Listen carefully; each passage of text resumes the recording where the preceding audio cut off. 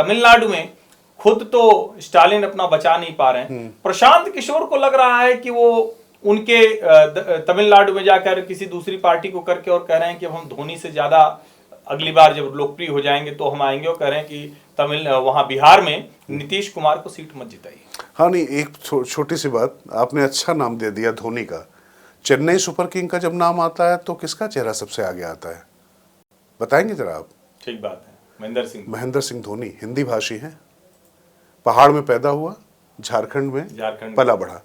वो शख्स, मैं इसीलिए कह रहा हूं, ये जो पैन इंडियन जो भारतीयता है ना, इस भारतीयता के पुट से हटकर अगर कोई आज की तारीख में अपनी राजनीति करने की कोशिश करेगा तो मानकर चलिए इस देश का सौभाग्य है कि राष्ट्रीय पार्टी इस तरीके से तमाम खामियां आप नरेंद्र मोदी के नेतृत्व में निकाल सकते हैं। लेकिन जिस तरीके से जब राम मंदिर बन रहा था तो आप याद करिए ना कि कैसे दक्षिण भारत के मंदिरों में वो परिवेश, वो गणवेश और जो वहाँ की परंपराएं, संस्कार पूरी तरीके से अपनाते हुए सबको एकाकार करने की बात। और तो और आपका जो शहर प्रयाग, वहां पे मैं देख रहा था तमाम दक्षिण भारत के लोग आ रहे थे, पुलिस वाले उनसे टूटी फूटी अंग्रेजी में बात करते हुए या गूगल से ट्रांसलेटर से उनको रास्ता बताना, उनकी हेल्प कर रहे थे। नहीं तो ये आपने चूंकि प्रयागराज की बात कर ली तो कुंभ की हम लोग थोड़ी चर्चा कर ही लें। देखिए, एक तो एक डीके शिव कुमार से लेके सचिन पायलट से लेके सब वहां आए, लेकिन जो लोग ये भाषा विवाद कर रहे हैं, इसमें जो 66 करोड़ स्नान हुए उसमें कितने स्नान दक्षिण भारत के होंगे? कोई गिनती करके हटा सकता है, निकाल सकता है क्या?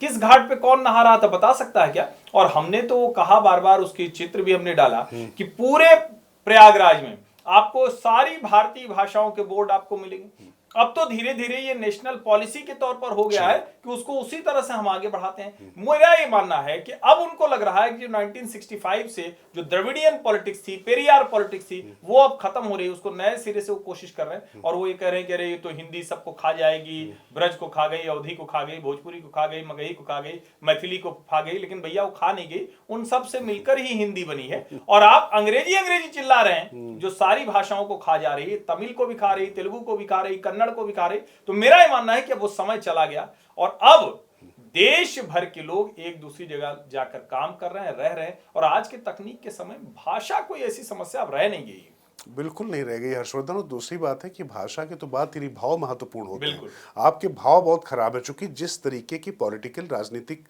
परिस्थितियां उस समय थी, सी राजगोपालाचारी ने जब वहां पर उसको अनिवार्य करने की कोशिश की, उससे आपने उसको भड़काने की कोशिश की। ये जो त्रिभाषा फार्मूला, ये तो बड़ा साइंटिफिक है। उसमें भी धर्मेंद्र प्रधान ने बहुत स्पष्टता से बताया कोई हिंदी मैंडेटरी नहीं है। अरे आप कन्नड़ ले लो, दूसरी भाषा, आप बांग्ला ले लो, गुजराती ले लो, मराठी ले लो, तमिल ले लीजिए, कन्नड़ ले लीजिए, दूसरी भाषा ले लीजिए, उसमें क्या दिक्कत है? तो वही है ना कि इस तरीके से जो फिर आप जो कह रहे थे, चूंकि आप पीके की बात भी कर रहे थे, तो हम दिल्ली वाले पीके की तो बात कर चुके थे, लेकिन जो बिहार वाले पीके हैं, दरअसल प्रशांत किशोर की राजनीति मुझे ऐसा लगता है कि अरविंद केजरीवाल ने खत्म कर दी। भरोसा टूट गया, भरोसा टूट गया, क्योंकि जो नई सियासत, जिस मुद्दे की जो वो बात कर रहे थे, तो होता क्या है कि जो सबसे जल्दी दो वर्ग किसी भी नई राजनीति के साथ जुड़ते हैं, पहला युवा और दूसरा जो शोषित या वंचित वर्ग होता है, क्योंकि उसको कोई पुचकार, दुलार और थोड़ा सा सत्कार की जरूरत होती है।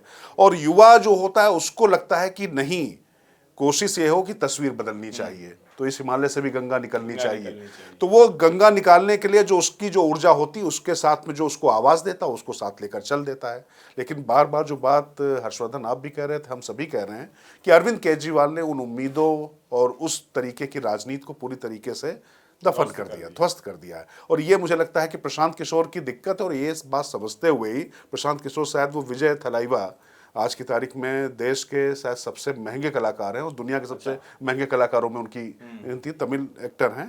और वैसे वो कुछ जोसेफ कुछ उनका नाम है वो क्रिश्चियन। लेकिन यही मैं आपसे कहना चाहता हूँ, ये जब विजय नाम लिखकर जब आता है, तो क्या हिंदी भाषी क्षेत्र हो, क्या मराठा भाषी क्षेत्र हो, क्या गुजराती भाषी क्षेत्र हो, सब जगह उस बंदे की फिल्में उसी तरीके से देखी जाती है। तो ये थोड़ा सा मेरे ख्याल से देखने, समझने और सोचने की जरूरत है।